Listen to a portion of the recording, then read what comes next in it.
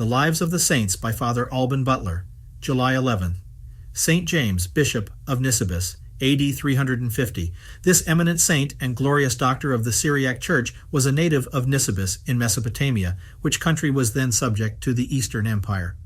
He had a genius rich by nature, which he cultivated with indefatigable application, though after laying a foundation of the sciences, he confined himself to sacred studies. In his youth entering the world, he became soon apprised of its dangers. He saw that in it only ambition, vanity, and voluptuousness reign, that men here usually live in a hurry and a crowd, without finding leisure to look into themselves, or to study that great science which ought to be their only affair. He trembled at the sight of its vices, and the slippery path of its pleasures, which, though they seem agreeable at first, yet when tasted are nothing but bitterness and mortal poison, and whilst they flatter the senses, destroy the soul. And he thought it the safer part to conquer by flight, or at least with the Baptist, to prepare and strengthen himself in retirement, that he might afterward be the better able to stand his ground in the field. He accordingly chose the highest mountains for his abode, sheltering himself in a cave in the winter, and the rest of the year living in the woods, continually exposed to the open air. And knowing that our greatest conquest is to subdue ourselves, in order to facilitate this important victory, he joined to assiduous prayer the practice of great austerities. He lived only on wild roots and herbs, which he ate raw, and had no other garments than a tunic and cloak, both made of goat's hair, very coarse. Notwithstanding his desire to live unknown to men, yet he was discovered, and many were not afraid to climb the rugged rocks, that they might recommend themselves to his prayers and receive the comfort of his spiritual advice. He was favored with the gifts of prophecy and miracles in an uncommon measure, of which he gave several proofs in a journey he took into Persia to visit the new churches that were planting there and strengthen the young converts laboring under grievous persecutions. His presence fortified them in their good resolutions and inspired them with that spirit of martyrdom which afterwards showed itself in their glorious triumphs. He converted many idolaters and wrought several miracles in that country. He suffered torments for the faith in the persecution continued by Maximinus II, for Gennadius places him in the number of confessors under that tyrant, and Nicephorus names him among the holy bishops in the Council of Nice, who bore the glorious marks of their sufferings for Christ. His personal merit and great reputation occasioned his promotion to the See of Nisibis, but here he still followed the same course of life he had inured himself to on the mountains, to his fasts and austerities, adding the care of the poor, the correction of sinners, and all the other toils and hardships of episcopacy. Such was his charity for the poor that he seemed to possess nothing but for their relief. In the Acts of St. Miles and his companions, Persian martyrs, it is related that St. James built at Nisibis a very stately church. St. Miles, coming to that city, was astonished at the majesty of the edifice, and having made some stay there with St. James, returned to Adiab, whence he sent the holy bishop a present of a great quantity of silk for the ornaments of his church. Theodoret relates of him that one day as he was traveling, he was accosted by a gang of beggars who had concerted a plot whereby to impose upon the servant of God, with the view of extorting money from him on pretense to bury their companion, who lay stretched on the ground as if he had been dead. The holy man gave them what they asked, and, offering up supplications to God as for a soul departed, he prayed that his divine majesty would pardon him the sins he had committed whilst he lived, and that he would admit him into the company of the saints, says Theodoret.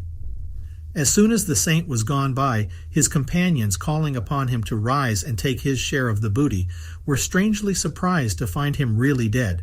Seized with sudden fear and grief, they shrieked in the utmost consternation, and immediately ran after the man of God, cast themselves at his feet, confessed the cheat, begged forgiveness, and by entreaties and mournful looks pleaded for pity, and besought him by his prayers to restore their unhappy companion to life, which the saint performed, as this grave author assures us.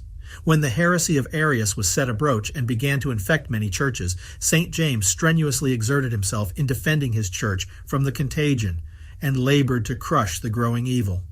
He assisted at the Council of Nice in 325, as Theodoret and Gennadius testify. Likewise at the Council of Antioch, held under St. Eustathius, about the year 326. being at Constantinople in 336, when Constantine commanded St. Alexander, the holy bishop of that city, to leave his see in case he persisted to refuse admitting to communion Arius, who had imposed on that prince by an hypocritical confession of faith. St. James exhorted the people to have recourse to God by fasting and prayer during 7 days. And on the 8th day, which was the very Sunday on which Arius was to have been admitted, the unhappy man was found dead in a privy into which he had stepped to ease nature. The most famous miracle of our thaumaturgus was that by which he protected the city of Nisibis from the barbarians, as is related by Theodoret both in his religious and ecclesiastical history, by Theophanes, the Alexandrian chronicle, and even by Philostorgius himself, who was a rank Arian, cannot be suspected of being too favorable to St. James. Sapor II, the haughty king of Persia, once besieged Nisibis with the whole strength of his empire, whilst Arsene was bishop, and the city was every time miraculously protected by the prayers of St. James. Of these sieges, the first was laid soon after the death of Constantine the Great, which happened on the 22nd of May in 337, after that prince had reigned 39 years, 9 months, and 27 days. His valor had kept the barbarians in awe, but upon his demise Sapor came, and in 338 sat down before Nisibis with a prodigious army of foot, horse, elephants, and all sorts of warlike engines. But after continuing the siege 63 days, he was compelled shamefully to raise it and return into Persia, and his army, harassed by the enemy in its march and exhausted by fatigues, was at length destroyed by famine and epidemical diseases. The Emperor Constantius, when the Persians again invaded the territories of the Romans in 348, by his pusillanimity and misconduct, gave them a great superiority in the field, and Chosroes, elated with success and enriched by the plunder of many provinces, ventured a second time, with an army still much stronger than before, to lay siege to Nisibis in 350. His troops, having seized all the avenues and made their approaches with a fury beyond example, he first endeavored to make a breach in the walls by battering rams and mines, but all to no purpose. At length, after 70 days' labor, he caused a dam to be raised at a considerable distance from the city, thereby to stop the river Migdon, which ran through it. This he ordered to be broken down when the water was at its full height, so that the violence with which it beat against the wall of the city made a wide breach in it. At this the Persians rent the air with loud shouts of joy, but deferred the assault till the next day, that the waters might be first carried off, they not being able to make their approaches by reason of the inundation. When they came up to the breach, they were strangely surprised to find another wall which the inhabitants had raised behind the former with an astonishing expedition, being encouraged by St. James, who remained himself all the time in the church at his prayers, by which he conquered like Moses on the mountain. Sapor, marching up to the breach in person, fancied he saw a man in royal apparel on the wall, whose purple and diadem cast an uncommon brightness. This person, he believed, was the Roman Emperor Constantius, and threatened to put to death those who had told him the emperor was at Antioch. But upon their giving him fresh assurances that Constantius was really there, and convinced that heaven fought for the Romans, he threw up a javelin into the air out of impotent revenge, because heaven seemed to take part against him. Then St. Ephrem, deacon of Edessa and St. James's disciple, being present, entreated him to go upon the walls to take a view of the Persians and pray to God that he would defeat the infidel army. The bishop would not pray for the destruction of anyone, but he implored the divine mercy that the city might be delivered from the calamities of so long a siege. Afterwards, going to the top of a high tower and turning his face towards the enemy, and seeing the prodigious multitude of men and beasts which covered the whole country, he said, Lord, thou art able by the weakest means to humble the pride of thy enemies, defeat these multitudes by an army of gnats. God heard the humble prayers of his servant, as he had done that of Moses against the Egyptians, and as he had by the like means vanquished the enemies of his people when he conducted them out of Egypt. For scarce had the saints spoken these words, when whole clouds of gnats and flies came pouring down upon the Persians, got into the elephants' trunks, and the horses' ears and nostrils, which made them chafe and foam, throw their riders, and put the whole army into confusion and disorder. A famine and pestilence which followed carried off a great part of the arms, and Sapor, after lying above 3 months before the place, set fire to all his own engines of war, and was forced to abandon the siege and return home with the loss of 20,000 men. Sapor received a third foil under the walls of Nisibis in 359, upon which he turned his arms against Amadus, took that strong city, and put the garrison and the greatest part of the inhabitants to the sword. The citizens of Nisibis attributed their preservation to the intercession of their glorious patron, St. James, though he seems to have been translated to glory before this last siege. Gennadius says he died in the reign of Constantius, whose death happened in 361.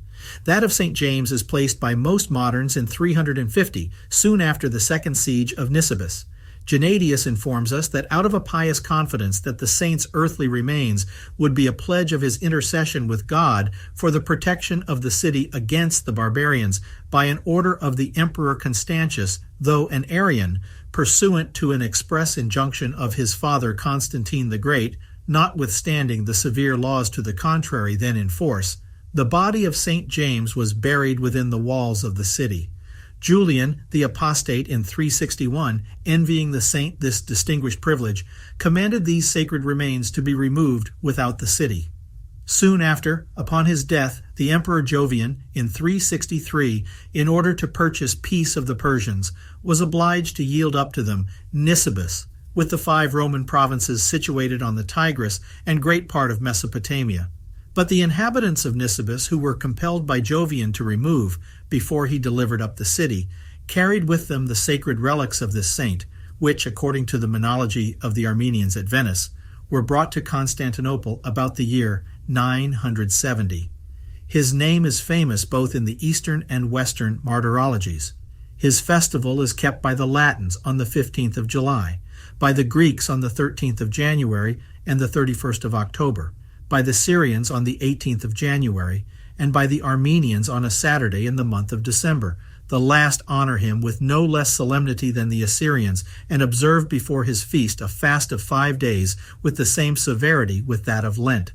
In his office they sing the long devout Armenian hymns, which were compiled in his honor by St. Nearsus, Patriarch of Armenia, the fourth of that name, surnamed of Galiah, who strenuously defended the union with the Latin Church against the Greek Emperor Michael Comnenus in the 12th century, and is honored by the Orthodox Armenians among the saints.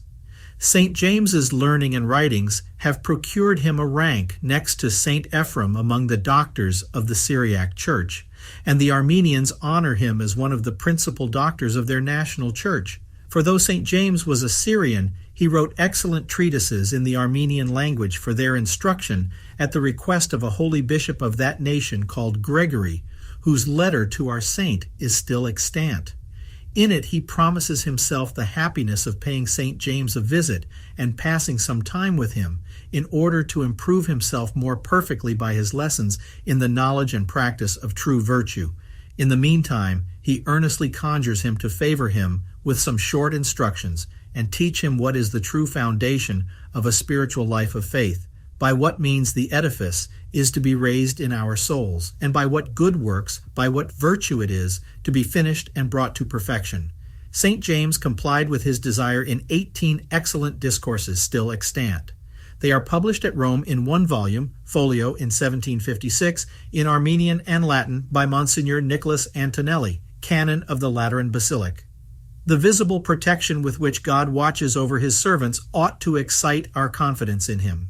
He assures us that his tenderness for them surpasses the bowels of the most affectionate mother, and he styles himself their protector and their safeguard. This made St. Chrysostom cry out, "Behold, I testify and proclaim to all men with a loud voice, and would raise it, were it possible, louder than any trumpet, that no man on earth can hurt a good Christian, nor even the tyrant the devil. If God be for us, who is against us?" says the apostle. How far otherwise is it with the wicked? They are cast off by their God. They are not his people, not fed or watched over by that special tender providence which he affords his servants. They are a forsaken, abandoned vineyard.